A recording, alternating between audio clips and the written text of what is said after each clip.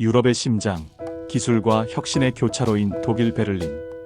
이곳에서 수십 년간 이어져 온 글로벌 전자산업의 왕좌가 마침내 새로운 주인에게 넘어가는 역사적인 순간이 펼쳐지고 있습니다. 2025년 9월 초 유럽 최대 가전 IT 박람회인 IFA 2025가 화려하게 개막했습니다. 시청자 여러분, 혹시 1990년대와 2000년대 초를 기억하십니까? 그때 이 박람회장을 가득 채웠던 것은 소니의 위대한 기술, 파나소닉의 견고함, 샤프의 날카로운 혁신이었습니다. 메이드 인 재팬이라는 네 글자는 곧 전 세계 최고 품질의 보증수표나 다름없었습니다. 하지만 지금 그 거대했던 일본 전자왕국의 깃발은 보이지 않습니다. 대신 그 자리를 압도적인 위용으로 차지한 새로운 주역들이 등장했습니다. 바로 대한민국과 중국, 그리고 터키의 기업들입니다. 오늘의 이야기는 이 극적인 시장 교체의 현장을 가장 가까이서, 그리고 가장 냉철하게 목격한 한 인물의 시선을 따라갑니다. 그의 이름은 아나톨리 쿠즈네초프. 폴란드 출신으로 유럽 전역에 가전제품을 공급하는 대형 유통사 유로 테크 디스트리뷰션의 유럽 시장 총괄 바이어입니다. 아나톨리의 손끝에서 나오는 결정은 유럽 수백만 가정의 TV와 생활가전의 브랜드를 좌우하는 막대한 영향력을 가집니다. 그의 시선을 통해 과거 기술 후발주자였던 대한민국의 K-테크가 어떻게 전 세계 시장의 주도권을 장악하고 수십 년의 역사를 뒤엎는 위협을 달성했는지 확인하실 수 있을 것입니다. 자, 그럼 아나톨리 총괄 바이어의 뜨겁고도 냉철한 하루를 따라가 보시죠. 이 영상이 끝날 때 여러분의 가슴은 자랑스러운 국뽕으로 가득 차오를 것입니다. 구독과 좋아요, 알림 설정 부탁드립니다. 안녕하세요. 1. 상황 소개 및 배경 설정. 왕좌의 교체. 안녕하세요. 저는 아나톨리 쿠즈네초프입니다. IFA 박람회의 개막은 저에게 1년 중 가장 중요한 행사입니다. 하지만 이번 박람회장에 들어섰을 때 저는 묘한 공허함을 느꼈습니다. 제가 20여 년 전 바이어로 처음 참가했을 때만 해도 이 중앙홀은 소니와 파나소닉의 혁신적인 제품들로 발 디딜 틈이 없었습니다. 일본 기업의 부스는 늘 가장 크고 가장 화려하고 가장 많은 인파로 북적였죠. 그들의 기술력은 하나의 신앙처럼 여겨졌습니다. 그러나 지금 IFA 2025의 지도를 펼쳐보아도 과거 그 화려했던 일본 브랜드들의 위치는 찾기 어렵습니다. 그 거대한 공간은 사라졌고 파나소닉과 샤프가 겨우 명맥을 유지하며 매우 축소된 부스를 운영하고 있을 뿐이었습니다. 심지어 샤프는 이제 대만 폭스콘 소속이니 사실상 순수 일본 기업의 존재감은 거의 소멸했다고 볼 수 있습니다. 저는 그들의 부스를 지나치며 마치 고대 왕조의 몰락을 보는 듯한 착잡함마저 들었습니다. 그때 제 눈을 사로잡은 것은 박람회장의 메인 스팟을 압도적으로 차지하고 있는 두 개의 거대한 부스였습니다. 바로 대한민국의 삼성과 LG였습니다. 그들의 부스는 단순한 전시 공간을 넘어 하나의 미래 도시를 구현한 듯 했습니다. 엄청난 크기의 OLED와 QLED 스크린들이 뿜어내는 압도적인 화질, 그리고 그들이 제시하는 스마트 홈 생태계는 전 세계 바이어들의 탄성을 자아내기에 충분했습니다. 특히 삼성은 백라이트 LED 칩의 밀도를 극도로 미세화하여 색순도를 높인 마이크로 RGB라는 혁신 기술을 선보였고, LG는 압도적인 블랙 표현력의 OLED로 프리미엄 시장을 선도하고 있었습니다.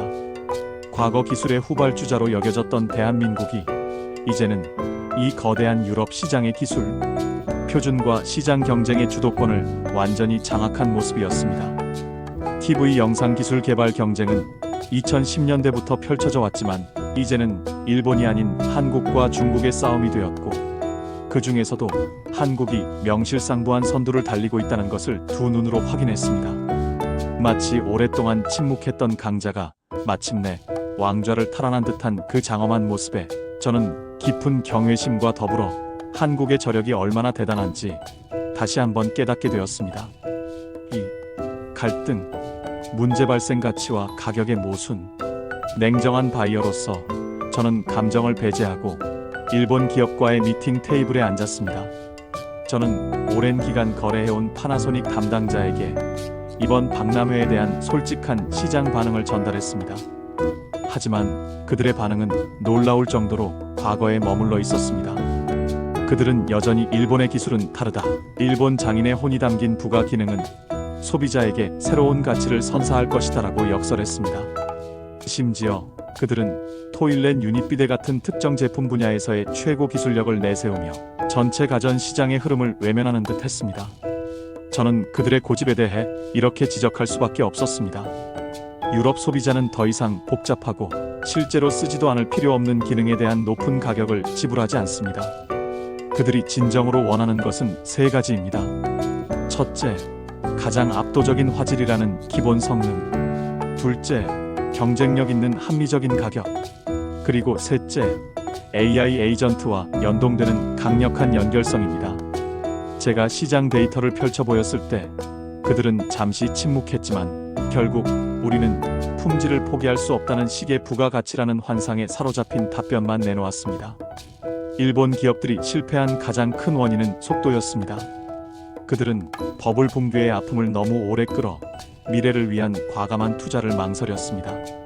전례라는 괴물을 쓰러뜨리지 못했고 실패를 용납하지 않는 보수적인 기업 문화가 혁신을 가로막았습니다. 한 일본인 댓글러의 말처럼 자기 회사만 손해보지 않도록 움직일 뿐 전혀 세상을 보지 못했던 것입니다. 반면 한국 기업들은 실수를 두려워하지 않았습니다. 그들은 빨리빨리라는 정신으로 무장하고 시장의 변화에 누구보다 빠르게 반응했습니다. 독자 OS를 고수하다가 결국 시장에서 이탈한 일본 기업들과 달리 한국 기업들은 개방적인 플랫폼 전략과 끊임없는 기술 개발로 글로벌 표준을 주도했습니다. 이 차이는 단순한 기술 경쟁을 넘어선 기업 문화와 정신의 차이에서 비롯된 것이었습니다. 3. 사건 전개 계약의 무게. 미팅을 마치고 저는 곧바로 베를린 시내의 가장 큰 가전제품 양판점으로 향했습니다. 박람회장의 모습이 미래를 보여준다면 이곳 양판점에 진열되는 현재의 소비자가 내린 심판을 보여줍니다. 제 예측은 정확했습니다. 넓고 보기 좋은 메인 진열대는 삼성과 LG의 최신형 QLED, OLED TV들로 가득했습니다. 그 옆을 중국의 TCL, 하이센스 제품들이 경쟁하며 채우고 있었습니다. 소니나 파나소닉의 제품은 아주 작은 구석에 박스째 몇 개 쌓여 있거나 아예 진열대에서 사라진 상태였습니다. 한 고객이 일본 제조사 TV는 오랫동안 안 샀다. 같은 돈이면 한국이나 중국 제품이 한 단계 위의 것을 살 수 있어서 만족도가 높다고 말하는 것을 들었습니다. 이 현장은 저의 최종 결정을 굳건하게 만들었습니다. 저는 사무실로 돌아와 최종 바이어 계약서를 검토했습니다. 제 결정은 유통사의 막대한 예산 집행과 향후 1년간 유럽 시장의 공급 물량을 결정합니다. 감정이나 과거의 의리를 배제해야 했습니다. 오직 시장의 미래와 소비자의 선택만이 저의 기준이었습니다. 시장 점유율 데이터와 소비자 피드백은 한국의 기술이 중국과의 격차를 벌리며 명실상부한 프리미엄 시장의 표준임을 명확히 보여주고 있었습니다. 그들은 이미 AI 생태계와 플랫폼 연결까지 전략적으로 움직이고 있었습니다. 일본이 과거의 영광에 집착할 때 한국은 기술 진화뿐만 아니라 표준 제정까지 움직이는 미래 전략을 구축한 것입니다. 저는 마침내 펜을 들었습니다. 오랫동안 지속되어 온 일본 파트너와의 거래는 합리적인 수준으로 대폭 축소하거나 아예 중단하기로 결정했습니다. 그리고 그 예산을 대한민국 기업과의 계약 규모를 압도적으로 확대하는 데 집중하기로 했습니다. 이 결단은 유럽 시장의 새로운 시대를 선언하는 것이었습니다. 저는 한국 기업과의 협력만이 유통사의 미래를 보장할 수 있다는 확신을 가졌습니다. 이 선택은 단순한 이윤 추구가 아닌 미래의 승자에게 거는 냉철한 투자였습니다. 4. 해결, 깨달음, 감정적 결말, 새로운 시대의 서막. 제 결정에 대해 본사에 보고서를 제출했습니다. 보고서의 핵심 메시지는 명료했습니다. 우리는 더 이상 과거의 기업에 의존할 수 없습니다. 미래는 속도, 연결, 그리고 혁신입니다. 그 중심은 명백히 한국입니다. 저는 이 과정에서 일본 기업의 몰락은 기술력 자체의 문제가 아닌 시대 변화를 읽지 못하고 실패를 두려워한 문화적 고립의 결과였음을 깨달았습니다. 그들이 전례답습과 느린 의사결정으로 주저앉는 동안 한국은 도전 정신과 과감한 투자, 그리고 무엇보다 빠르게 움직이는 속도로 이 거대한 시장을 장악한 것입니다. 한국은 과거의 영광에 안주하지 않고 끊임없이 혁신했습니다. 그것이 바로 전 세계 바이어들이 한국의 부스에 모여들고 유럽 소비자들이 한국 제품을 선택하는 이유였습니다. 이 깨달음은 저에게 깊은 인상을 남겼습니다. 저는 IFA 박람회 마지막 날 한국 기업 부스 앞에서 그들의 빛나는 기술력을 배경으로 기념사진을 찍었습니다. 제 얼굴에는 만족감과 존경심이 가득했습니다. 저는 한국의 기술진에게 진심을 담아 찬사를 보냈습니다. 브라보 사우스 코리아, 브라보 사우스 코리아. 여러분의 도전 정신과 혁신은 전 세계의 모범이 되고 있습니다. You are the king of electronics. 이제 유럽 가전 시장은 새로운 시대를 맞이했습니다. 그리고 이 새로운 시대의 깃발은 바로 대한민국이 힘차게 흔들고 있습니다. 이 압도적인 현실이야말로 한국 국민들이 느껴야 할 가장 자랑스러운 국뽕이 아닐 수 없습니다. 이 위대한 역전극의 주역, 대한민국의 밝은 미래를 진심으로 응원합니다.